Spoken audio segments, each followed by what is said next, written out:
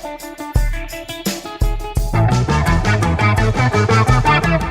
this episode of Physics Twist, how spiders fly without wings, how koalas can survive eating toxic eucalyptus, and why the planet between Saturn and Neptune, you know the one, is a little bit wonky.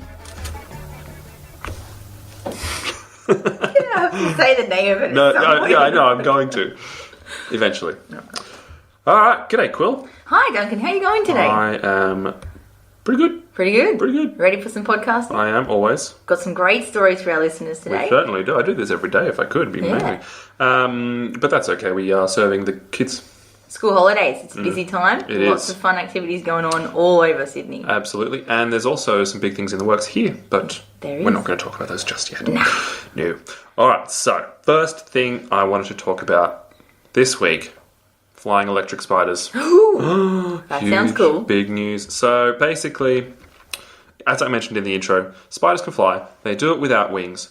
The way they do it, so basically they have this thing that they call ballooning or kiting. They don't call it that, obviously. We do. They don't They might call it that in spider language. if they, yep. And basically what happens when they do ballooning or kiting is they kind of like shoot out some silk, like a Spider-Man would do if he Yeah, was... that's what I'm thing. using. Yep. They release some silk and then they just fly away. Okay? And so, like, we used to think that that was because they would just sort of migrate on these, like, big currents of air or whatever. Now, what's cool about this is they do it, when they want to migrate, and they also do it when it rains and they need to get away and that sort of stuff. Do they use it like as a silk parachute kind of thing? Yeah, that's kind of the idea. Yeah. So they use it to, like, it lifts them up into the air and then it brings them back down. Yeah, And they cool. kind of just, like, float down. It's really cool. Anyway, so when they do that, they can actually fly up to 4 kilometres in the air. Ooh. And in case you were wondering, that's approximately 44 football fields high. Whoa, there's our football field analogy. Yep. So it could be raining spiders, legitimately. Absolutely, and that's what I think it was Charles Darwin actually saw that when he was on the Beagle. He Yeah. saw these like showers of spiders, and he was like, "What on earth is going on over there?" Wow. And he That's an wrote some notes on it. arachnophobe's worst nightmare, isn't it? Absolutely, yeah. You don't want to be around for that. So previously, people had seen this and wondered what's going on. They thought it was because they were using those air currents to sort of provide that lift that Yep. they need. But now we know that there's actually this sort of electric current or electric field that's in between, like, the Earth itself, the Earth's surface, and something called the ionosphere. And the ionosphere is part of the Earth's upper atmosphere that's ionized. And that means it has a sort of, it either has a positive or negative Yeah, charge. so it's charged. Just like It's if we charged. have, like, say, magnets or things like that, they can have a charge too. Yeah, like, or you can be charged if you rub a balloon on your head. Yeah, like if you jump on the trampoline and you get all staticky, that means you've got a negative charge. So Exactly. suddenly you're able to have a charge. So this ionosphere, Also has a charge. Also Or has the a air, charge. the air has a charge. That's Fantastic. right. And so there's this thing called the, ready for some big words, atmospheric potential gradient. ooh, Wow. And that's the part that's in between, that has that charge. so that basically means the difference between certain Yeah. parts of the atmosphere, right? Precisely. Yeah. Hence the gradient part. Gradient, exactly. So there's, we call this the APG, and thunderstorms, they act like a sort of giant battery for the APG. You missed an opportunity. What's that? APG. APG, man. Sorry, I told you I was feeling silly Yeah. today. Is that a Finding Nemo reference? Yes. The EAC. Yeah. East Australian Current, man.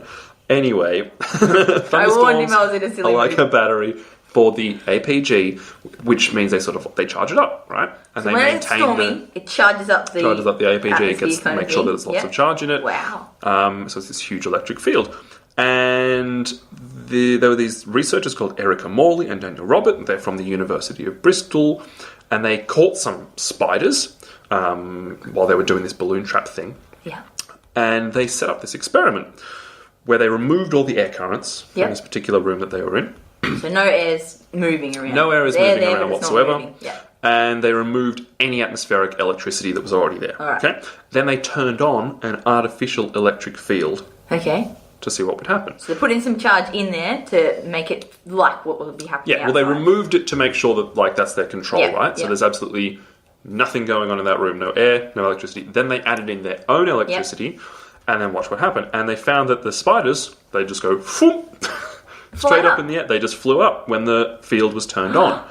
And so Cool. the spiders, like, they noticed that the electric current of the field was turned on, and then they used that field to shoot themselves up in the air. So that's Wow. kind of like a sort of a catalyst for them to go, oh, it's time to migrate, or something like that, or say rain's coming. So do spiders move around? They move around more when we've got thunderstorms. Yep.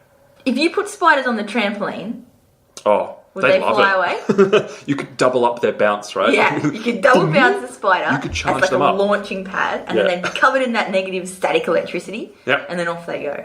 Yeah, they could travel halfway around the Earth, as far as I'm concerned. Wow. Fire spiders to the moon. Or- Oh no, we'd start a colony of spiders on the moon. Moon We'd spiders. never thought. Yeah, not at all. I'm not a fan of that Patent idea. pending moon spiders. Yep. Patent pending. You heard it here first, folks. Moon spiders. Anyway, so they turn on the field, spiders fly. They turn off the field, and the spiders would glide down. So they don't just drop. They don't glide drop. down. They're So able to, because they have that. They're still using a part of their little the web. silky parachute. Yeah, exactly. Cool. And then they could turn it back on, and the spiders will fly away again. So there you go. How confused would you have been if you were a spider in that room? That's Like, a I'm just very chilling, and then Yeah, that's a cool experiment. Hmm. That would be like great to put someone in that hated spiders in that room. exactly. I've got a certain Are you husband that putting? hates I was spiders. going to say, are you putting your hand up for that? Look, I actually don't mind spiders. I'm the spider catcher in our house. Yeah. So I'm the spider on you. catcher. I think I am as well. Yeah. But I live with another 27-year-old man. So. Yeah. So I used to live with a bunch of guys, Mm-hmm. and I was always the spider catcher. I would have 2 or 3 guys on the couch while I was catching the spiders. That's okay. That's because okay. everyone does different things. And as a scientist, I'm not bothered by animals in general. But I'm a scientist of sorts as well, and I am bothered by it. You're a space junk scientist, Yeah, and exactly. I am a biologist. Aliens, great. Spiders, not Not so so much. good, Yeah, right. exactly. That being said, the guy from Men in Black, who was like made of cockroaches and stuff, Yeah. the most disgusting thing I've ever Yeah, seen. it's really Both cockroaches and an alien. Sugar water. Sugar. Water. Water with sugar. Good film. Good film. Sorry. Vintage film. Yeah. So, yeah, what do you think of that? Anything else That's you want to add on? amazing. I think that's fantastic. It's pretty cool, isn't I it? often wondered, and I always, in my mind, I just had, you know how dandelions, like they kind of, their little seed pods catch the wind? Mm. I always imagined spiders in a similar way. Like they kind of just send that up with the wind, but take that wind out and Yes, still works. chuck in a bit of electricity Yeah. and off they go. It's not, and they can detect it and then use it as well. I mean, Yeah. it boggles the mind. A lot of animals are a lot more sensitive to charges and electricity in the universe, and I mean, well, in the Earth, than we are. Like Absolutely. really sensitive. And I think there's something about dogs.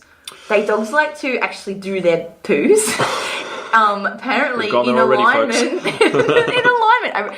This could be wrong. We're going to come back next podcast and I'll tell you this is correct or not. But I'm pretty sure there's a thing about dogs wanting to go to the toilet in alignment with the magnetic field of the Earth. Yeah, I've heard So that. my dog will do like 4,000 circles, and it takes her Line like 20 them up minutes perfectly. to line up before she does her business. Right. So Fantastic. Yeah. Yes, this is Yeah. the spot. anyway, that was a That's offside. a nice aside. Also, homing pigeons and other, Yeah, and other yeah, types of migratory birds will also use the magnetic field of Yeah, the Earth. So I've read. You absolutely. know what else they use as sort of like beacons for their navigation? They use highways. What? Yeah, homing pigeons will use highways, so they'll fly along with highways. How nuts is that? Because they can see. The And they old know ones that it's do. an These efficient- days they use Google Maps. Yeah. They're up in the air, like, where's my atlas? Gotta go around to the boot. It's raining. Anyway, That's crazy. so there you go. That's a good one. I think that's quite fun. Moving on. It is. That look fun. Moving Yeah. on. What else have we got? So koalas. Koalas are awesome. Koalas, they are fantastic. Not the best diet in the world. No. Have you ever eaten gum leaves? Eucalyptus gum? I've tried. Really? Just out of interest. I was expecting a strong no. No, you should have Oh, no. known me better than that. It's Quill, of course she has. Look, I was all kinds just of weird interested to stuff. see if the flavour was as strong as the smell. You know how often smells are really potent in your nose, and then when you go to eat something, you're like, this doesn't taste like what it smells like. Yeah.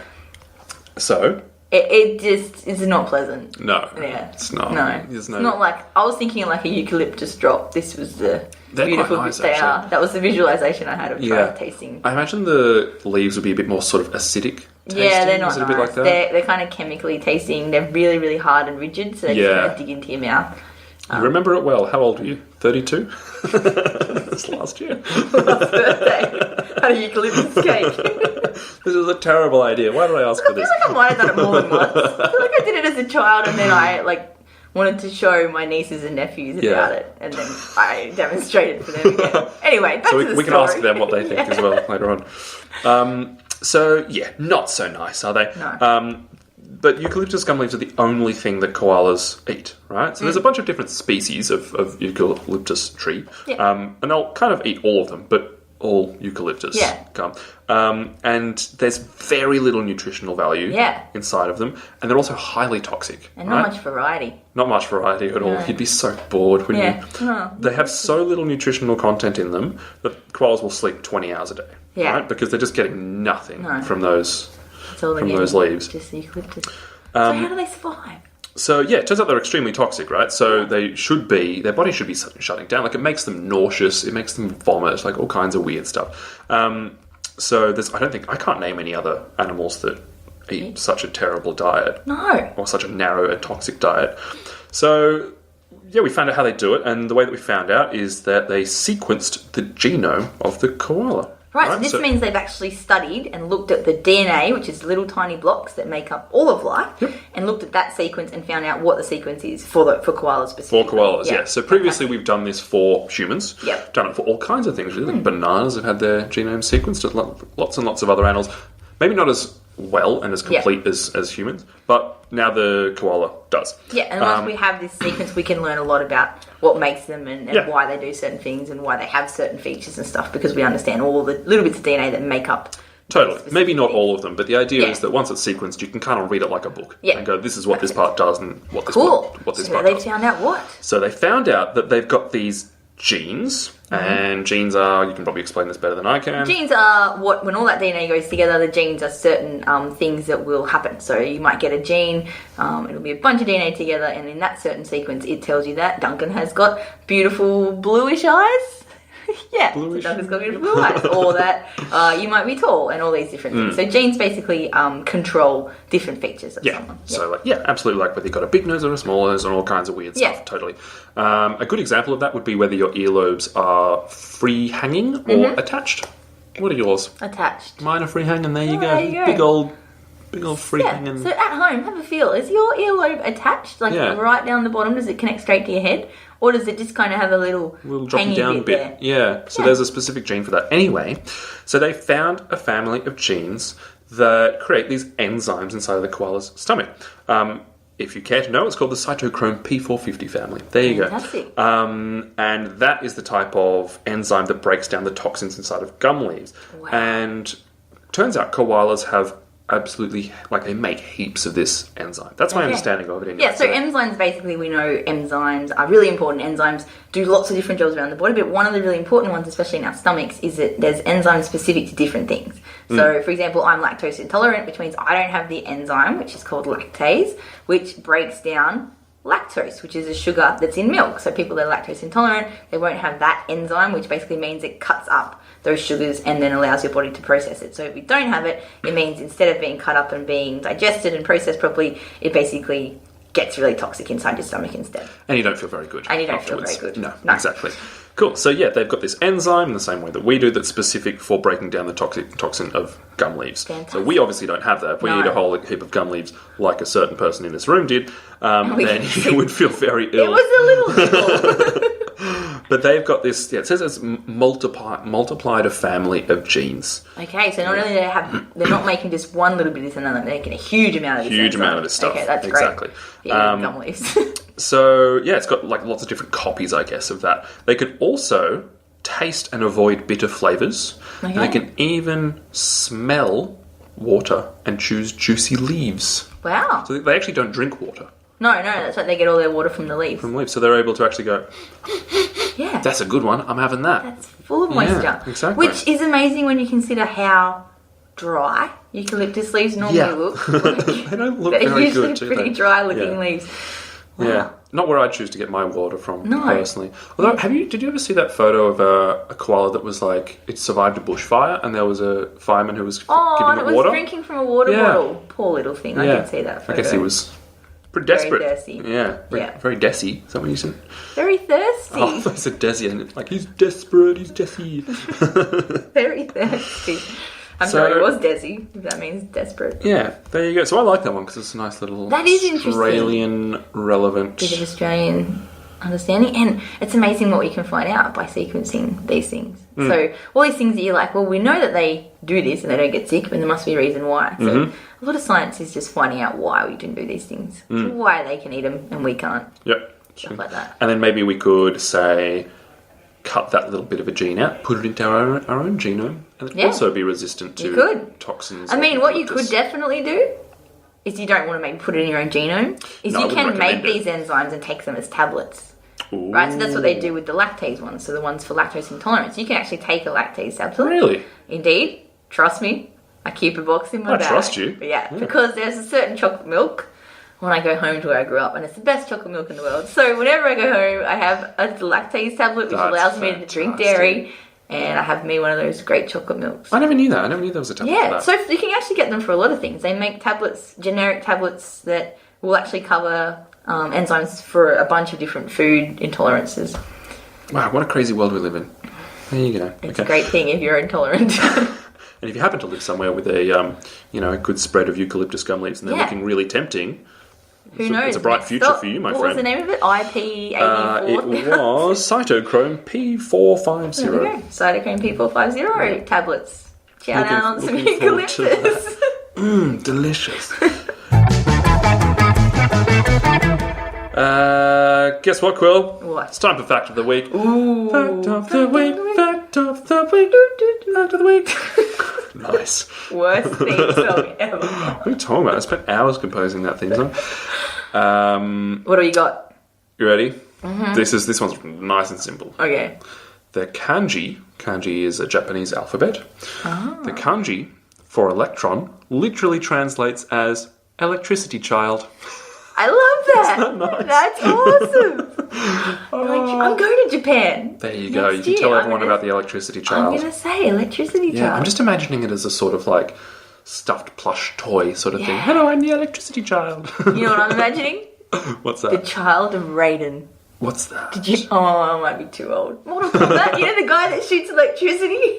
He's got a little baby. Yeah, that's before my time. Oh, I'm so old. Oh dear.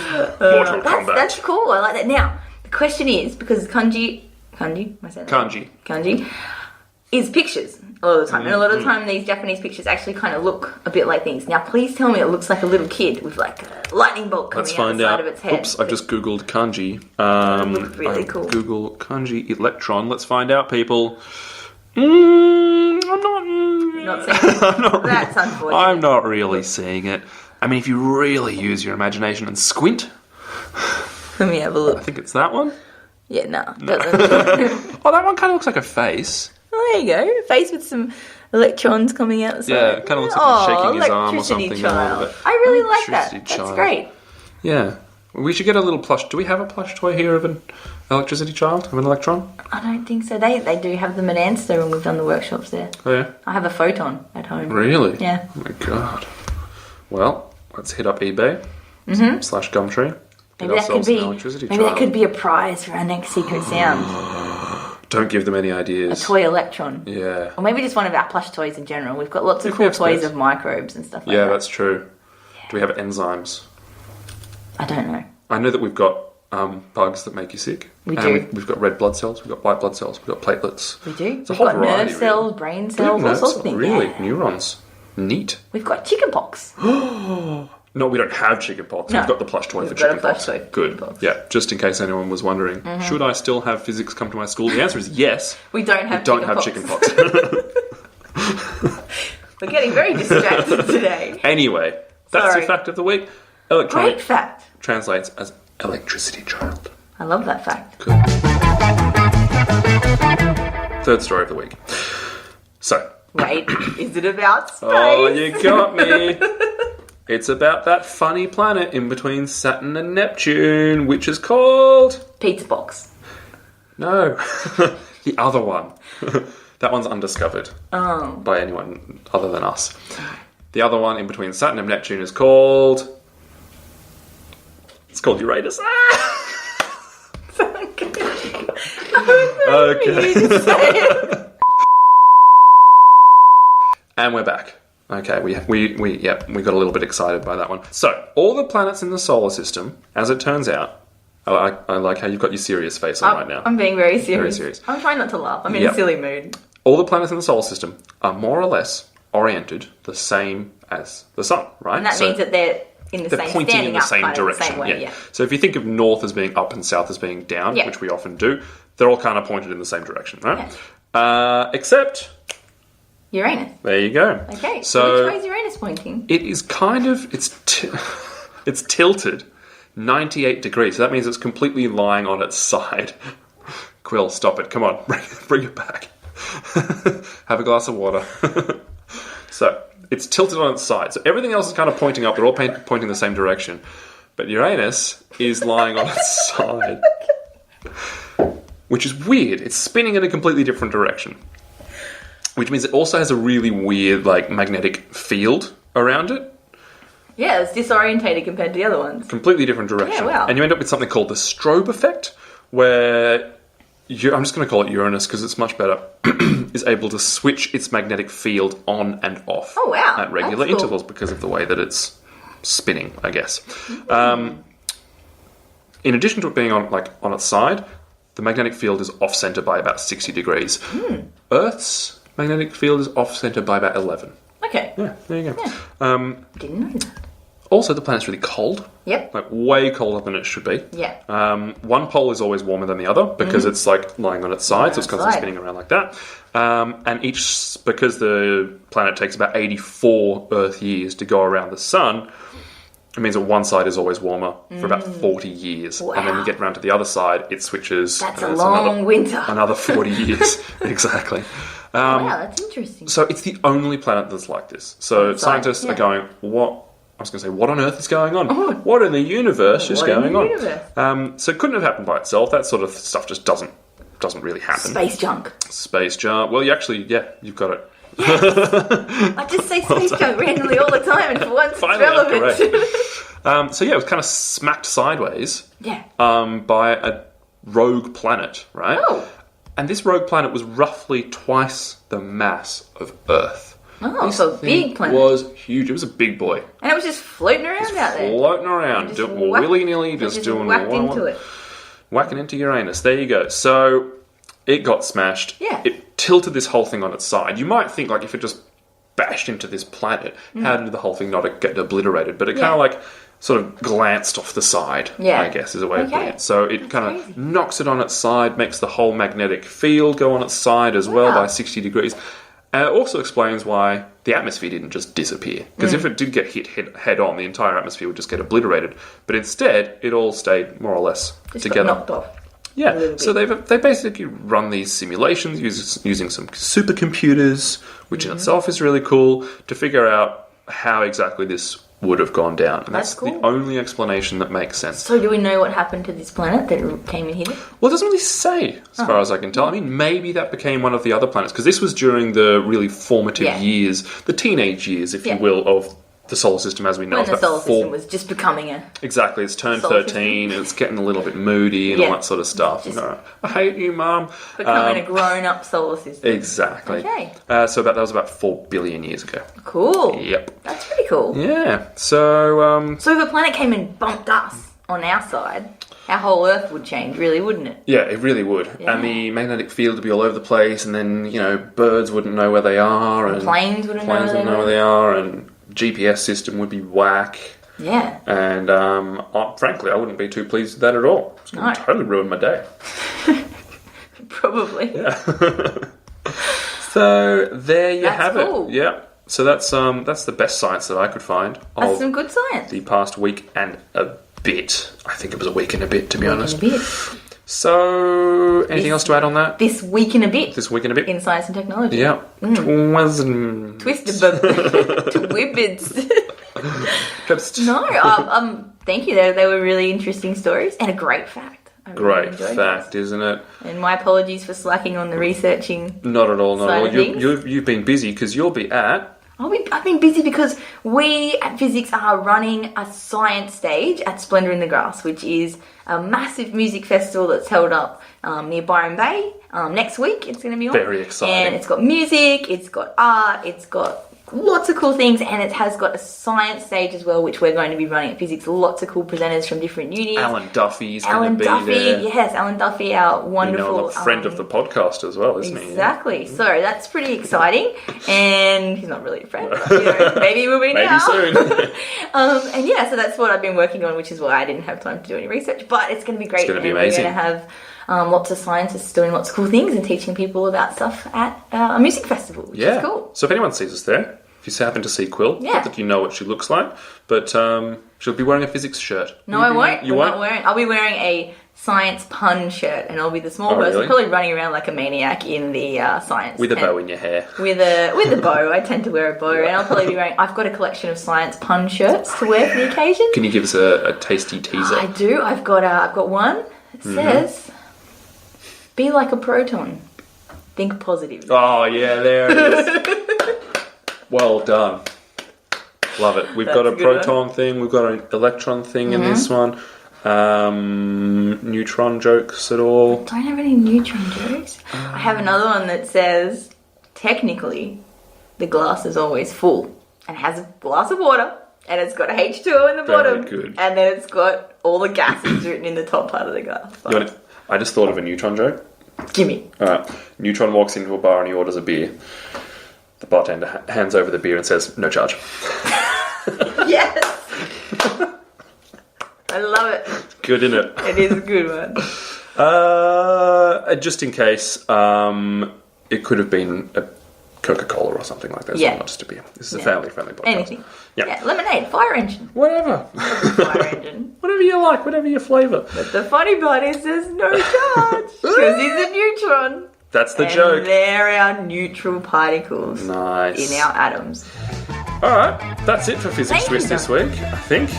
You think? Yeah. I think. Thanks for joining us.